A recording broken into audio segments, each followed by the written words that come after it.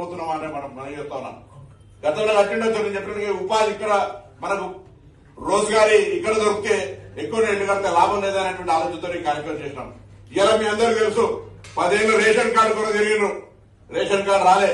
ఇవాళ ration card ఎవరికైనా రానంటే ధైర్యంగా మళ్ళీ చెప్తా ఉన్నా, ఎవరికైనా రేషన్ కార్డు అర్హతతో రాకపోతే మా బాధ్యత ఇవాళ అప్లై చేసుకుని 48 గంటల రేషన్ కార్డు ఇస్తామని చెప్తా ఉన్నాం. ఎన్నికలో లేకపోతే ఇంకోదో రాజకీయ కొరకు కాదు, ఎవరికి అర్హత ఉంటే వాళ్లకు 48 గంటల రేషన్ కార్డు ఇచ్చే బాధ్యత ఈ ప్రభుత్వం మాట చెప్తాను. రేషన్ కార్డు ఇచ్చి తినడానికి పనికిరాని దొడ్డు బియ్యం ఇస్తలేం. ఇవాళ అందరికి కూడా భారీ క్రాయితో అమ్మే చావల్ తేరా ఇవాళ ఇస్తున్న బియ్యం తినడానికి అవకాశం ఉండే విధంగా సన్న బియ్యం ఇస్తా ఉన్నాం. పేదలు నెల తిరగగానే కరెంటు బిల్లు కట్టాలని ఇబ్బంది అయితే 200 యూనిట్ల కరెంటు ఫ్రీ ఇస్తా ఉన్నాం. వారితో పాటుగా ఇలా మహిళా సంఘాల సభ్యులు కంటే ఎవరెవరైతే मैं ये भी स्पेशल प्रोग्राम नहीं है वैसा जो वुमेन में ग्रुप गांव में बहुत लोग रहते, सपोज हमारा कांग्रेस में 1 लाख महिला है तो 80,000 लोग महिला मेंबर है. यहाँ हर कांग्रेस में 10,000 से भी ज्यादा नहीं है. उनके लिए स्पेशल ड्राइव जीएचएमसी से हम काम शुरू करें. आप सब लोग का इसमें मदद चाहिए. जितना बहन लोग है ఎవరైతే అక్క చెల్లెలు ఉన్నారో అందరు మహిళా సభ్యులు కానీ మీకు వడ్డీ లేని రుణాలు ఇస్తాం. మీరు స్వయంగా ఉపాధి పెంచుకొని మీకు వేరే ఊర్లలో బస్సులు ఇచ్చిన మహిళా సంఘాలకు మీ దగ్గర కూడా బస్సులు ఇవ్వాలంటే మీరైనా మహిళా సంఘాల సభ్యులే కాదు, మీరు బ్యాంకు లింకేజ్ తీసుకోరు, బ్యాంకు లోన్ మాఫీ చేసుకునేటువంటి పరిస్థితికి వస్తారు. దయచేసి మీ దగ్గర చిన్న దుకాణం పెట్టుకుంటారా, ఏం వ్యవహారం చేసుకుంటారో మహిళా సంఘాల సంఖ్య కూడా పెంచమని అందరూ కూడా ఎవరో సభ్యులు కాదు 18 ఏళ్లు పైబడ్డ ప్రతి మహిళా సభ్యులు కావాలి హైదరాబాద్ అని కోరుకుంటా ఉన్నా.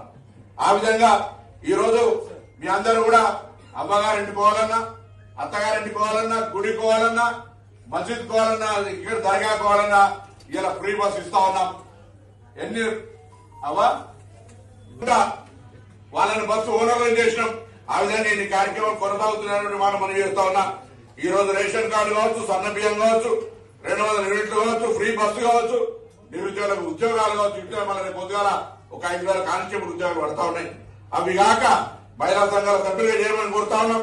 ఇంకా గ్రామీణ ప్రాంతాల్లో ఇల్లు ఇస్తున్నాం, ఇక్కడ కూడా లక్షలు ఇస్తామనే మాట మనం చేస్తా ఉన్నాం. ఇంత గౌరవ ఎంఐఎం శాసనసభ నాయకుడు అక్బరుద్దీన్ గారు చెప్పినట్టుగా వాంబే హౌస్ కావచ్చు, జైలనార్యం కింద గతంలో 30 ఏళ్ల కింద కట్టిన ఇళ్లని పనికిరాని స్థితిలో ఉన్నాయి. మేము కలెక్టర్ గారు ఇదే వేదిక నుంచి ఆదేశిస్తా ఉన్నాం.